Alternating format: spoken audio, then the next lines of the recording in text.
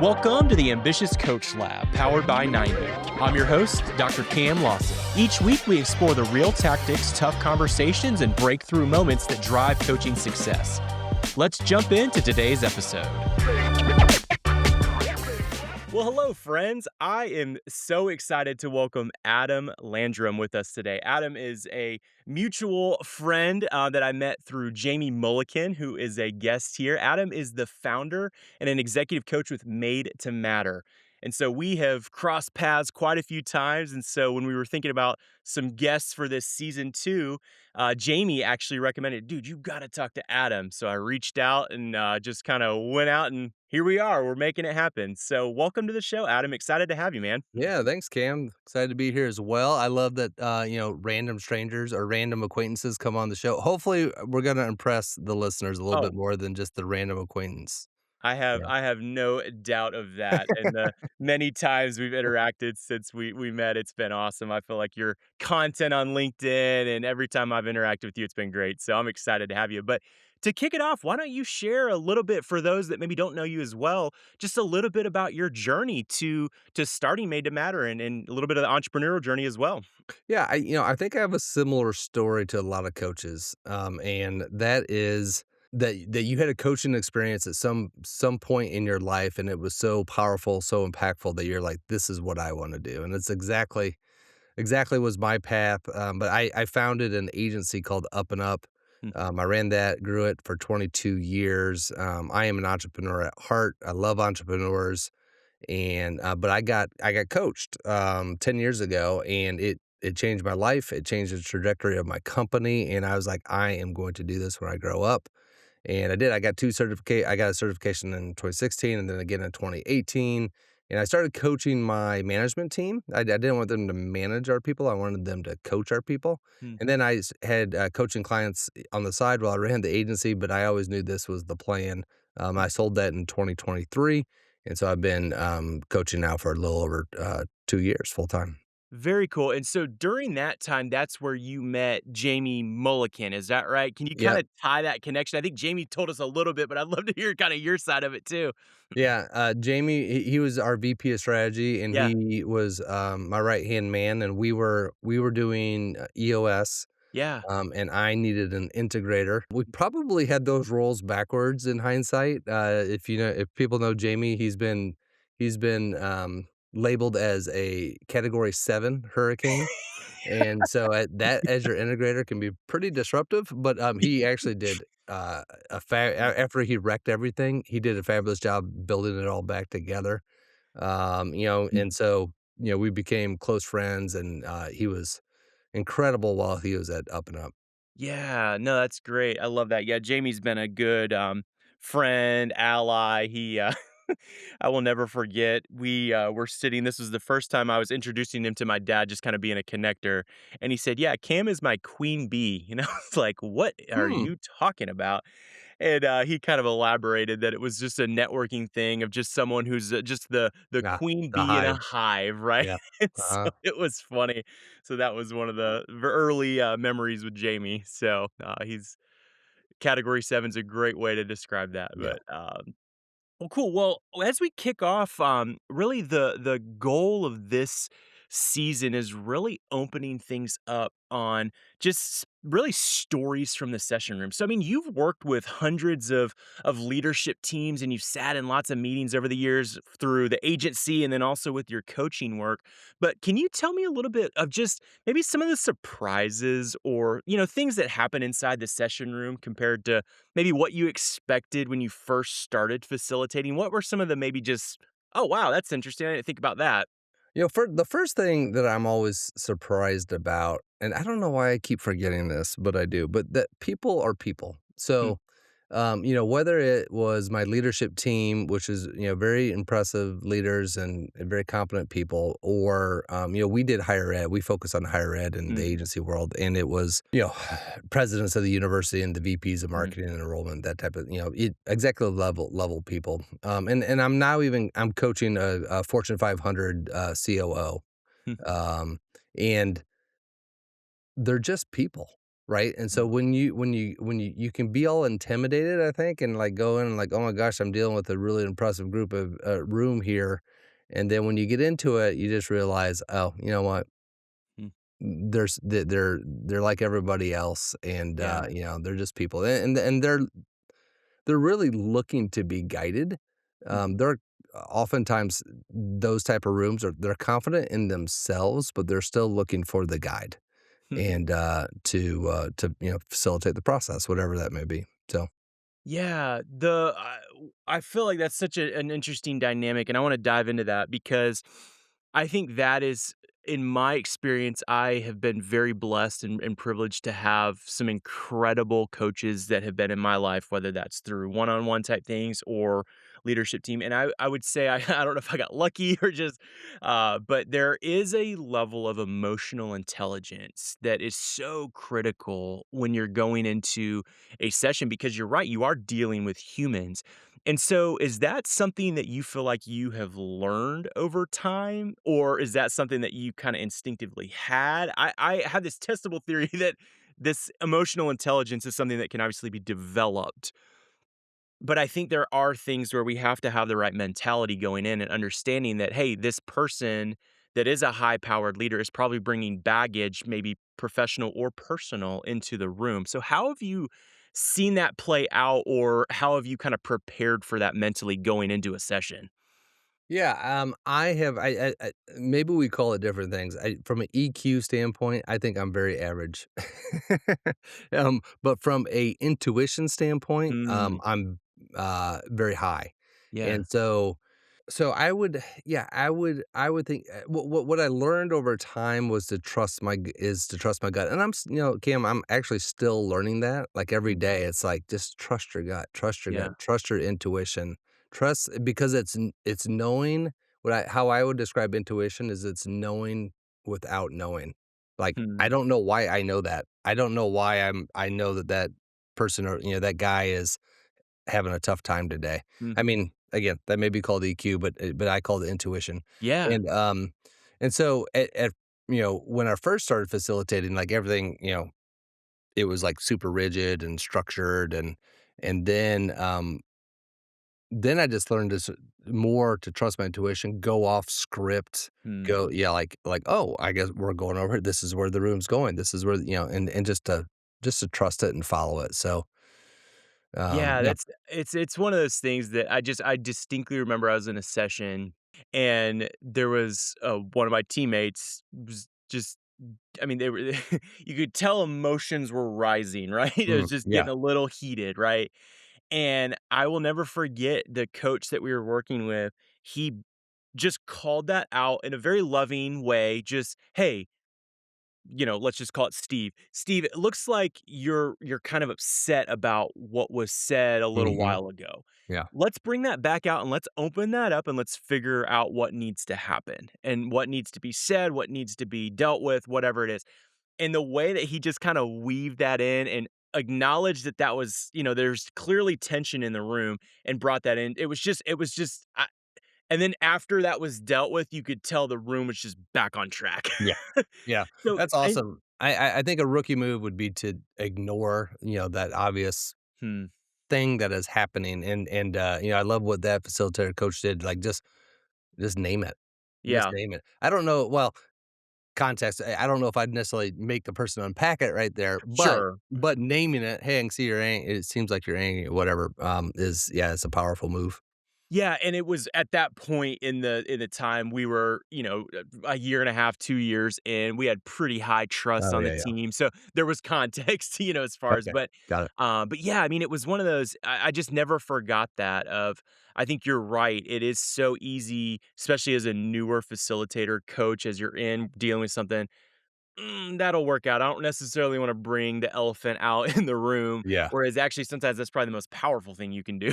So but can you talk a little bit about, let's say, a session that went completely off the rails? I mean, what's, something what tell us about what happened, how you responded. I mean, because that I feel like every coach has that one story of something that was just crazy. But can you tell us a little bit about, just what happened and how you handled it? Had that well, I certainly have had sessions that, didn't go as good as I'd Sure. like to, but I think I have 2 examples. Yeah. They're not huge dramatic ones, but the first one, since we're talking about feelings, Yeah. is we had a guideline at Up and Up, and that was, is you could cry at Up and Up. It was Hmm. okay to cry. Yeah. And, there's the saying, right, in business, like, "Check your personal stuff at the door." Like, Hmm. we didn't believe that. That's horrible. That's horrible Yeah. advice. Right. Now, we didn't necessarily want you to come dump your baggage on the desk and, like, and Sure. grovel over it, but, but you could cry. So you could express sadness, Hmm. and expressing sadness, might turn into liquid falling from your eyes, right? Yep. And so, we would have leadership team meetings where, someone would cry. Now, and sometimes I guess maybe I'll contrast it to maybe somebody, a less experienced person was facilitating that meeting, Hmm. and like the whole meeting stops. It Mhm. gets derailed. Like everything stops because the person is crying. Like, oh Hmm. my gosh, this is like Armageddon or DEFCON 5 or Yeah. whatever. But a little bit back to your analogy, I was like is like, as coaches, know the term of like, one of the jobs of a facilitator is to hold the space. Hmm. Alright, just hold the space. That person's crying, something's going on. Guess what? They're probably not crying about leadership issue stuff. I mean, Yeah. that might trigger it. It's probably something personal. It's probably Hmm. something deeper. And like, just hold the space, acknowledge it. Um, "Hey, Tim, I see you're upset, Yeah. and, when you're ready, and if there's anything you wanna share with us, let us know. But Hmm. we'll continue on when you're ready to move, to keep Hmm. moving." So, yeah, so I guess I've seen more potential. It could really go off the Yeah. rails if I were to overcompensate and give way too much attention to what is a human experience? And, like, so Hmm. maybe that's the lesson there is, like, when we're facilitating coaching, like, just allow the human experience to happen. It's not that let's not make it such a big deal. And I Hmm. I I I think we tend to make it a big deal and especially when we're doing this within inside companies. Yeah, you're managing human energy. And so Mm, that naturally is we can't compartmentalize even if we try, there's still that holistic human being that's bringing all sorts of things. And so yeah, that is something that I think that's been a lesson learned for me over the last few years that, it's easy to kind of think that, okay, hey, when we're in the session, it's going to be just all business and we're able to kind of think through those things. But yeah, I can't factor in the, you know, individual that's going through a nasty divorce at the time, right. and that might bleed into some of the high intense conversations that we have or, whatever. I'm just obviously bringing an example, but it's one of those things that I think it is the great facilitators are able to pick up on that. And I think you're right. I think it is intuition that leads into that. Where they're able to go into and read a room. So I did you have another example? I didn't want to jump. I didn't know if there was another one or if that was it. No, I was just thinking of some things that we do. So, one of my certifications it's called conscious leadership, and, Yeah. one of their agenda items is well, first of all, you get present before you Mm, start the meeting, and then the second thing is, like, what's here now. You speak to factual things that are here now, like, and it's how you're feeling. mm, You're the name your feelings, name what you're feeling, like, in your like, I feel my elbow on the chair, and then what your right. next thought is. Hmm, Those are facts. You can't argue those. yep. And then, and so you get present, and then the third thing is like, do you need to clear anything? Are there any distractions? Are there any things Mm, going on that you need to let the table know about and, or the room know about, right? And so anyway, it's a great way to really to set we call it setting the container. hmm, Because, what sparked that thought was when you said, like, "Yeah, we pretend like we're a lot of times we're in petri dishes or we're in these completely sterile environments." It's like, "No, people's lives are going on." right. And so give them some space to sort of express what's happening, Mm, and then we can go, "Good, that's out there. We know it, it's named, great, now let's move on and start doing what we need to Yeah, do. because often as you just address it, it allows that everybody Yeah, can breathe, you know, and then we can move on because it is hard. I'll tell you, when you're in a session I'll just say as a leadership member or, just a team member on a team, if something is weird, I remember there was one where there was, someone that was transitioning out and the new individual was in, and so there was a little bit of mm, an overlap period. There was a moment where the 2 were kind of like the old one was kind of attacking the new one, and it was just like you could tell everyone just wanted to crawl in a hole and die. It was just like, "Oh my gosh, this is so" like, you could cut it with, a knife. yeah. And it got, dealt with by the facilitator in there, and it was just, "Hey, let's get back on track here." And it was just, whew, we can all breathe now, that tension's gone because you don't know what to do, and so you really need someone to address that, and oftentimes it is that third party that's maybe out of not as much emotion Yeah, inside the business, yeah. so, um I mean, that's the beauty of the facilitator, they're objective, hopefully, they're right. objective and they can referee those instances. I guess the other one, off the rails, and Yeah. again, this was a little bit more of a pattern, and I think we see this Hmm, in leadership and power dynamics, but, we would go hold a strategy session with a new client, a mhm, university, and usually they're hiring us because they're a little bit in trouble, right? Their enrollment's down and they're trying to grow enrollment but we had instances where it'd be, let's say it's a 3 or 4-hour session that we're mm, facilitating, and the president shows up an hour late, is on their phone the whole time, texting, mm, not paying attention, not present, and, like, talk about a energy killer, like, oh my gosh, like, it's just from the top, there's no buy-in, right? mm, There's and it's just like, this isn't gonna work. I mean, we were doing brand for universities and, like, brand yeah, I mean, you gotta get everybody rowing in the same right. direction or brand is not gonna take. We experienced that once or twice or 3 times, um, and so I was like, "How do we" maybe a more gifted facilitator could have dealt with that in the room, Mm, but this is more of an example of, well, how do you set it up for success yeah. before Hmm, before the meeting ever happens? So we started, again, as a conscious leadership term, is building the container. Like yeah. what are the rules? What are the ground rules, and how are we going to show up? Hmm, And so oftentimes we would talk to the president and say, hey, look, this is really important what you're doing. We need you to be there. We need you to yeah. be present. We would then start going to in these meetings and say, no phones, no Mm, computers, like no electric. We just need you focused. And once we started doing that, that container got tighter, and yeah. then it was a much better experience for everybody.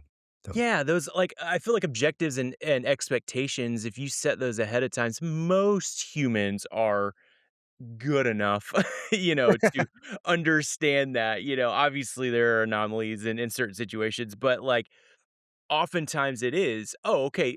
And I, as a leader, would appreciate that. Okay, I appreciate you letting me know. Like, sure, could it be common sense that I shouldn't be on my phone or be an hour late? Right. But, when you set that, okay, hey, we're going in with this specific tone, we're going in with the right mentality, that is a little subtle shift where, all right, hey, that's one of the things that, I've been in the EOS ecosystem for a long time, but that is something where objectives right at the beginning of meetings, hey, this is what we're going to accomplish today. We kind of level set, make sure we're all on the same page of where we're going in this session or whatever it is, you kinda get that on the front end, and I think that's really beneficial. yeah, yeah. I Um mean, setting those objectives is key, but also setting the expectations for how we're going to show up. hmm, Setting the expectations for what behavior looks like in this yes. container. Like, we're not coming in late. We're not Mm. yeah, I actually I hold I do a founders forum, actually doing one tomorrow night with about 8 Oh, founders. cool. And, the expectation has been you can judge it if you want, but, on time is late, right? And early is on time. And we end exactly at 7 PM. Hmm, We end, like, 2 the second. Like, and I facilitate it in that way, like, I Yeah. respect your time, but, like, 2 intense hours, Mm. I'm not gonna s like, it drives me nuts when facilitators stretch Yeah. what could be done in 2 hours into 4 hours just because, Right. "Well, let's wait another 5 minutes for so and so to show up." Like, why are Right. we waiting for the slacker? Yes. Why don't you honor the people? Anyway, don't get me going. Yo, But, like, building that container and tight, I mm, think people really appreciate it, yes. and I don't know, that's also how I like to roll. Oh my gosh, yes, that I think that is something as someone who was on a leadership team that worked with a facilitator, we implemented EOS. I will never forget how the first session went. It was we went in, literally the clock went like boop, started the meeting. Yes. Here's where we're going. Here's exactly the expectations of what it is. I'm telling you, as a young, I think at that time I was in my like early 20s, which is insane looking back. But you go back and okay, hey, wow, I felt that that elevated me just by being in proximity of that room and of him because it was, "Here is the standard of where we're going," Yep. and that made me behave in a way that wanted to, adhere to that of where we were going. I think it brought me up out of the, early tw or, late 20s, Cam that I was, and, "All right, hey, now let's actually get into we're moving forward, we're executing at a high level." I think it raises the room in a positive way when you have that. But when so on one thing that I want to touch on it, you said something that jogged something in my brain. So is there ever been a moment where you as a facilitator have gone in and asked a question that maybe opened up the room? That I Hmm. think coaches are some of the best question askers. They're Yeah. able to ask that timely question. So is there a time where you have gone through and maybe asked just something that unlocks something in someone's brain that just changed the trajectory of the way the rest of the session went? Yeah, and I'm thinking, if you can't ask good questions as a coach, then you're not gonna be a coach for very long. So, yeah, I have a couple basic ones. It seems like it seems nuancy, and, I was just listening to a podcast on copywriting, yesterday, and there, I forget the exact example, but they were, especially, like, in direct mail and stuff like that, like, copywriting is super, super important, and Mm, they were getting into, like, hey, the most common, mistakes, founders make, right? And then they're saying, "Hey, that's gonna be average, that's gonna be mid," and then it's like, um, the 3 common mistakes are these common mistakes, like, if you just put these in there, like, mm, that makes all the difference, in the interesting. world. And so sometimes, like, we don't have to think of like, "Oh, what's a super provocative question that's just gonna Yeah. really rock them?" So here's one question in when you're facilitating, there's a big question of like, what's next? What's the new thing look like, or where are we going? And so a simple question is that I have found very effective is, "Oh, okay." They say whatever they say, and I say, "Okay, well, what is it that you really want?" Hmm, And if you notice my intonation there too, right? It's not only just I put really in there, but like, hmm. it went down Yeah. deep, and it was like, no, what do you really want? And Mm, when you do that, people think, okay, yeah, all the BS aside, what is it that I really mm, want? And you can get 100% of a different answer than yeah. what the whole group think just gave Mm, you. Like, so again, like if it's with the university, it's like, we want to, I can't tell you how many times I heard this. We want to be the Stanford of the South or, right, whatever. I'm sure. like, okay, you're not going to be the Stanford of the Right. South. But all right. So what do you really want? No, you know what we really want? We really want to impact our community, like within Mm, this 50-mile radius. But like, that's what we really want. Okay, mm, great. Let's go do that. Like, yeah. let's well, okay, good. I'm glad to know what the truth is now. Mm, Let's go focus on that. So um, that just one word in mm. changing how you ask it can make, a huge difference.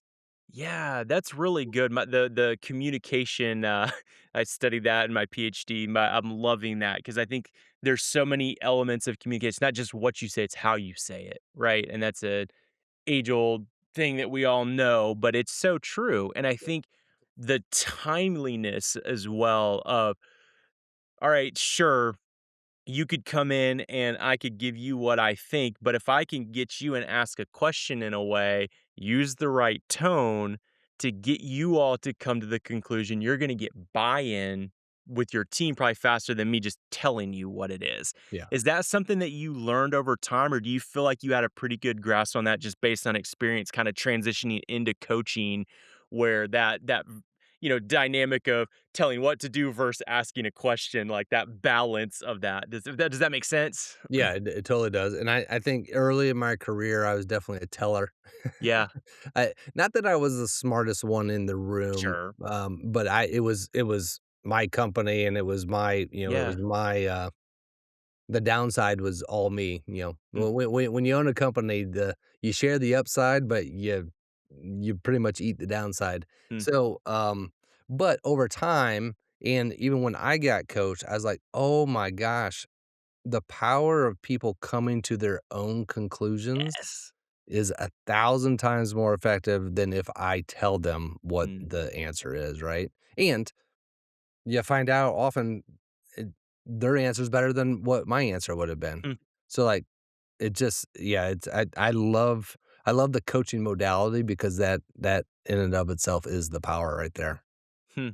Elaborate what you mean. I wanna make sure I capture that, from the coaching modality. What I wanna make sure I understand what you mean by that. Oh, yeah. Well, so, there's therapy, Yep. and I'll very broad brushes here, like, Sure. Right. you're broken, you need to be fixed, right? Yep. So, therapist will help you do that. Mentor is, "Hey, this Mm, is how I've done it, so this is how you should do it." A consultant is, "I'm the expert, this is how you do it." A coach goes, "Hey, you know what? I think you know the answer. I mm, think deep down inside, you actually have the answer. I'm just gonna ask questions to help uncover that." mm, And so, like, people will say, "I need clarity," or "I need to figure XYZ out." It's like, well, I think you already know that, you just need help articulating it. hmm, And so, I'm gonna ask you questions and watch what happens. You're gonna articulate it and so I see it almost every day. yeah. I have coaches, I get coached, and I hear it coming out of my mouth, and I go, "Oh, that's awesome." That was all, like, locked in there. So, like, Yes. coaching just, like, just frees all that. So that's the difference in modalities, and those Yeah. I wanna be clear, like, I'm not saying coaching is better than those modalities. It's just a different tool, and Yes. you use those modalities for different reasons. Yes, 100%. I've used all of those. There are certain times where, yeah, you do need to bring an expert in. You Yeah, do need to get, understand it from an industry or whatever. Or, yeah, there are many times, still many times that I need a therapist. And, so I mean, there's all sorts of yep, every lane is important, and we're going to spend time in each lane at some point, probably in our life. But I appreciate you sharing that. That's great. That's a great kind of overall unlock. I mean, you're right. I think there is so even I mean, you could probably go it across even step into the therapist angle, but since we're talking about coaches here, there are I would say the most impactful times of growth in my life has been from a one-on-one conversation where somebody has asked me a question that has helped me unjumble whatever's in here or in yep, here and get it out. And I'm like, "Oh, wow, that was in there? Man, I would never have come to that conclusion had you not asked me or guided me there." right. And I think so many leadership teams probably feel that way too, because they're like, "Hey, I mean, it's not complicated to run a good business, right? It's just we get so jumbled in, we get into the chaos and all these things, and sometimes you need a coach to just help you get a path out." So I appreciate you sharing that. That's Yeah, great. you bet. So as you've worked with teams and leaders, what are some of the patterns that you see in just whether it's teams working together that they maybe don't realize, maybe they're blind to? What are some of those things that you've started to see over time that maybe are missed, maybe until they get into a coaching relationship? Um Yeah, I think the let's see, the biggest thing that I am seeing in teams and individuals, Yeah.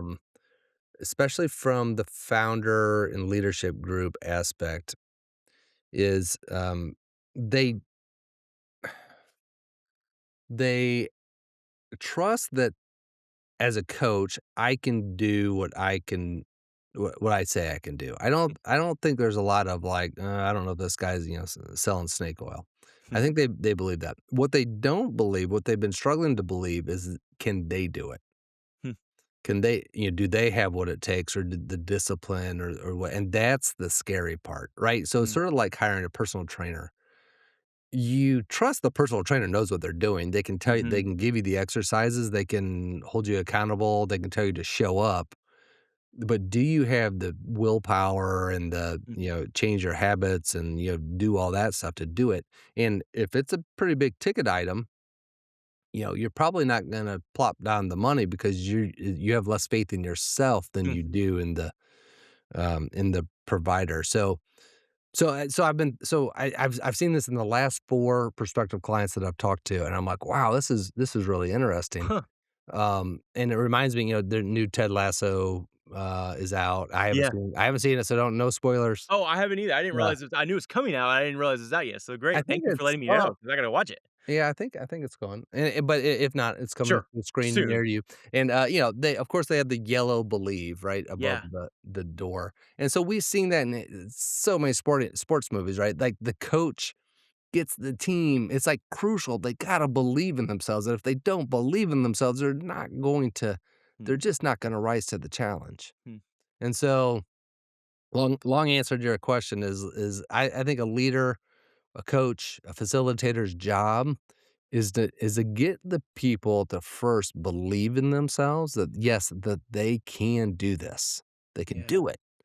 And, there's a famous quote, by who said, it's not blah, blah, blah who's gonna change the world. It's a small group of people who That's are gonna right. Yeah. change the world, right? So that's like should be like the coach and facilitator's mantra. Hmm. Leaders, it's like that this small team is gonna make the change, but we gotta believe that we can actually do it. That's fascinating because I think you're spot on, and I've never thought about this before.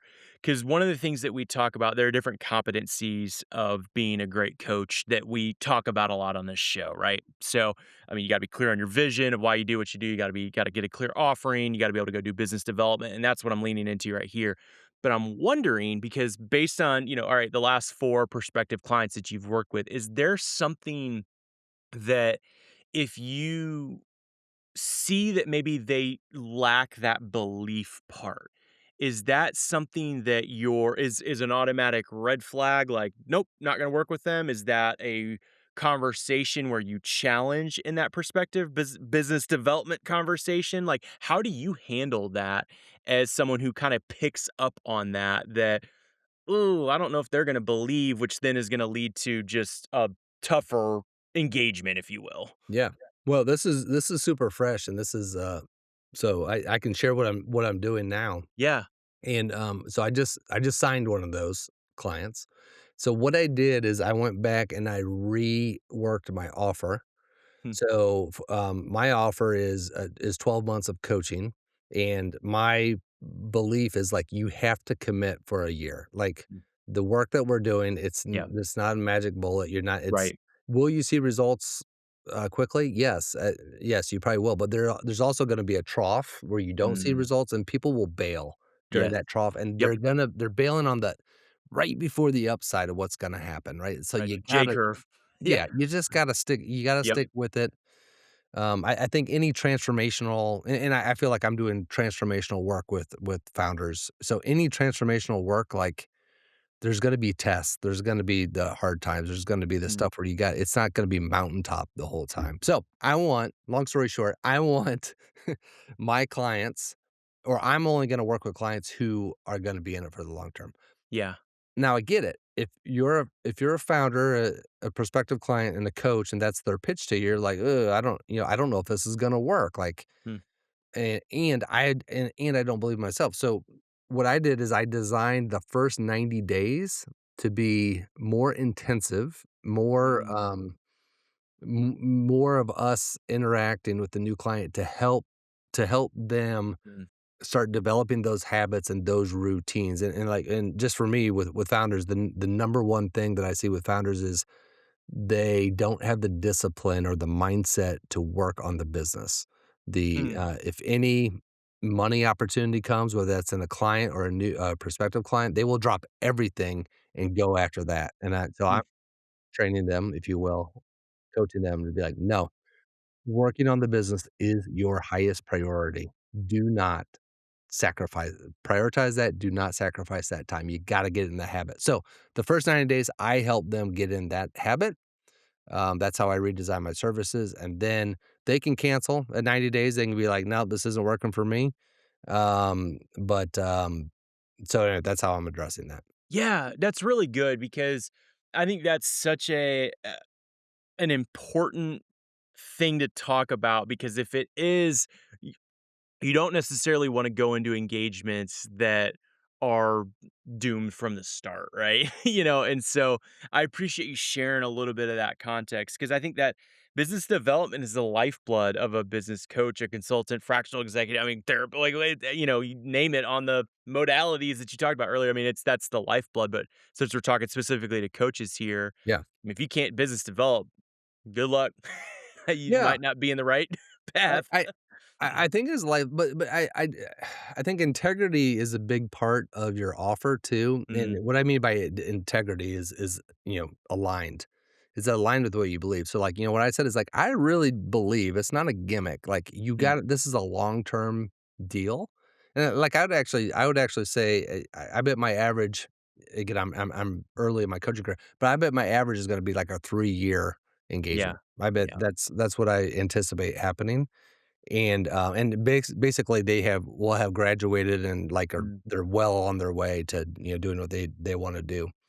But, so I think some coaches sell, like, 6 session packages or d and, like, if that fits with your point of view and what you think is best for the client, then great. mm, But, I do think you have to align it.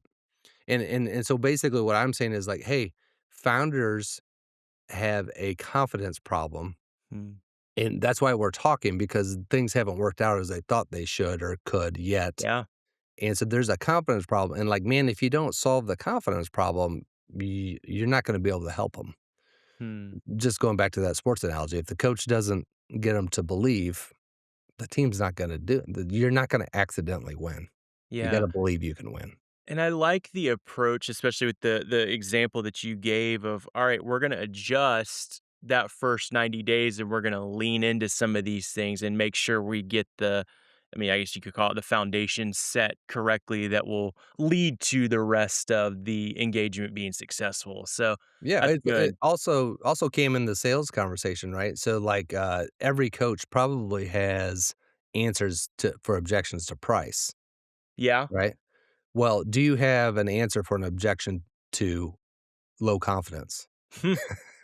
And I Yeah. didn't. I didn't. I didn't anticipate that was a major thing, and now I'm like, going, "Oh, okay, I had" so now Huh. in that sales conversation, it's like, "Hey, let's talk about, believing in yourself. Let's talk about your self-confidence. Let's talk about, your willpower, whatever that is." And so I'm going to address that now Mm. pretty straight on instead of, acting like that's not a thing. It is a thing. Yeah, It's a I huge mean, thing. I'm telling you, that's a whole unlock for me because I mean, in, you know, 35 plus conversations on this show, and I've probably had thousands of conversations with business coaches over the last 5 years, and not a single time has that come up. Mm, But I guarantee you that is something that is dealt with all the time, and it's almost, you know, price, yeah, sure, you kind of figure that one out, but this is a much deeper, personal, belief is such a, almost a subjective because of what does that mean to each individual, so that's a yeah. really important thing. I know I've gotta think through that of just how would I deal with that, with people that I interact with, and so I appreciate you sharing. Yeah. For and where my brain's going on this is, say there's a newer coach that maybe just became certified and whatever framework, and they're about to go into a session that they've got to lead their first session. What's maybe a mindset that you would recommend that they go in with into that first session that they got to get under their belt? Yeah, I mean, probably drawn from some things I've said is first of all, just there's a advice for speakers to picture your audience in their underwear. I don't know if I would do that, but Whatever along those works. along those lines of like just recognize that they're people, Yeah, yeah. and you don't have to be you're not the expert. You don't need to be the expert. Hmm. Like, an aside, people will be like, "Well, have you ever helped, a poultry farm before?" Whatever. I don't know. Yeah. And I'm like, "No, I've never done poultry, but I know how to coach. I'm a Right. coach, right?" Right. And so, you don't have to be the subject matter expert. I mean, as a facilitator going in or coach going into it, use your tools, use your Mm, skills, facilitate, coach. yeah. Don't get freaked out by whatever the subject matter is. And then, and then the third thing, maybe I'd be overloading them by now, but it's like, hey, I would, set the container up front. So, Mm, I believe this in sales, I believe this as a professional service, I believe this as a coach. You're driving the bus. The client is not driving the bus. mm, And the moment you let the client start driving the bus, mm, you're done. You're gone. It's over. mm, So, like, if you walk maybe we go back to the belief thing, Cam. If you walk in that room and they see that you're not confident, like, you're not controlling the room, you don't have or, not controlling, but command of the room, yeah. Mm, a lot of leaders will sense weak leaders and they will start taking over, yeah. right? So you gotta like psych yourself up before you walk in that room and like Mm, you own it, in your way, mm, however that looks. I don't mean it means domineering, but like you're coming in confidently. So yeah. and give yourself grace. That'd be the other Mm, thing I'd say is like it's gonna take you a while right. to get good. Yeah. You weren't regardless of what your parents told you that you were born perfect, you're not, and, it might take a while to get good. So learn from your mistakes and build that confidence so that one day you do walk in that room and you do own it.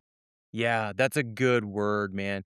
It really, there's a level of one of the last competencies that we talk about in kind of the series. So you've got vision, offering, business development, practice management, and then the last one is mastery. And I think you have showcased a lot of this in just this conversation, but I think the best coaches have this just lifelong pursuit of mastery. I mean, you have even referenced you have certifications in some of these frameworks to help you be a better coach that you can pull from. It just gives your tool belt, your arsenal, whatever you want to call it. You've just got more that you can pull from. And I Yeah, think those types of coaches are those ones that are hungry for getting better and going and putting the reps in and understanding that this is a journey and I'm going to continue to better myself every single day. So I appreciate you sharing that, and I appreciate this conversation. I always like to ask guests two questions kind of on the tail end. So the first question is a little bit more reflective. So let's say you are looking back at rookie Adam with all the knowledge and experience that you have now. What advice would you tell your rookie coach Adam self? mm. Well, I think the what would I tell rookie coach Hannah? I mean, I'm looking at it maybe from the business standpoint, um, the business coaching standpoint, I would say, "Hey, Adam, this is not you're not gonna build Rome in a day or whatever that this is gonna take time." And I would say give yourself, Adam, give yourself 3 years to Hmm, get your business up and running. So that's from a business standpoint, and hmm. I'm seeing that with my clients too. I just met with a client yesterday. We looked at his pro forma. He's wrapping up year 2. It's gonna be decent. He's gonna make money. That's great. Year That's 3 super is great. looking okay. Year 4, it starts blowing it out of the water. Like, he starts Hmm, to hit scale and, like so I think my theory of like give yourself a solid 3 years Mm, is pretty accurate. From the coaching standpoint, I think I'd just go back to trust your gut, and like that would be like with your strengths, whatever your strengths are. Like, man, use them and trust them in coaching. And I can't tell you how many times where I have a weird question pop in my head or a weird feeling of like something I should pursue, and sometimes I'll dismiss that, but sometimes I don't. A lot mm, of times I don't, and it just takes the client a completely different way, and they have a completely different insight. And I'm so glad mm. that I trusted that. So That's a good word. I love that. That's really good. That's really relevant too. I feel like a lot of people. The second question I always like to ask is, what's a lesson you're in the middle of learning in this current moment? yeah, maybe I just said too much earlier because the big aha for me is like confidence is bigger than you think in Mm, people, and yeah. helping them. Um, it I have 4 kids, a wife, and, like, I just see these beautiful humans who can do so much, and it's so hard, like, if you gotta be careful, like, if you tell them they can do whatever, like, then, I think, parents have maybe wrecked millennials or Gen Z by telling them they could be whatever, and then, like, their Mm, expectations is, like, this unachievable, like, it's overwhelming, right? yeah. So right now is like, okay, well, how not to make that mistake again? And how do I take my prospective client, help them help them realize, yes, they can do this, but not build it up so big that they get Mm, paralyzed mhm. in doing it. And by the way, anything you spot, you can have advice for yourself. Hmm. And so there could be there could be where parts in me where I need to build up my confidence where I might not have it, so Yeah, that's good. I that's a good word. Well, Adam, man, this has been awesome. I appreciate you coming on. Let's say someone is curious and wants to get in touch with you, maybe learn more about you, pick your brain on things. I mean, what's the best place to get in touch with you? yeah, probably the easiest is Adam Landrum, on, LinkedIn, Yep. and then, uh, made to matter coach. So made to matter coach. You can contact me there and see more about my services and what I do for coaching founders. I love it. That's awesome. I'll link out to all that here in the show notes. But man, thank you for coming on. I'm glad our paths have crossed. Yes. I have learned a lot from you even before this conversation, but I really appreciate you sharing and kind of opening up things here. So, well, cool. Well, thank you for coming on, and Yeah, we will be there here in a little bit. We'll have new episodes coming out here shortly. Take care. awesome. Thanks, Cam. Bye. That's it for today's episode of the Ambitious Coach Lab. My hope is that something here helps you sharpen your craft and keep building a coaching practice you're proud of. Before we wrap, a quick thank you to our sponsor, 90. If you're coaching leadership teams, having your clients run their entire world in 90 truly elevates your work. Vision, rocks, scorecards, issues, it all lives in one centralized place. The clarity keeps your clients aligned between sessions and makes every conversation you have with them more focused and more impactful. I've used 90 with over 500 leadership teams, and I can tell you it makes great companies better and great coaches even more effective. Feel free to use promo code AC20 for 20% off. Again, that's AC20 for 20% off. Thanks for hanging out with me today. I'm Cam, cheering you on as you grow your ambitious coaching practice. We'll see you next time.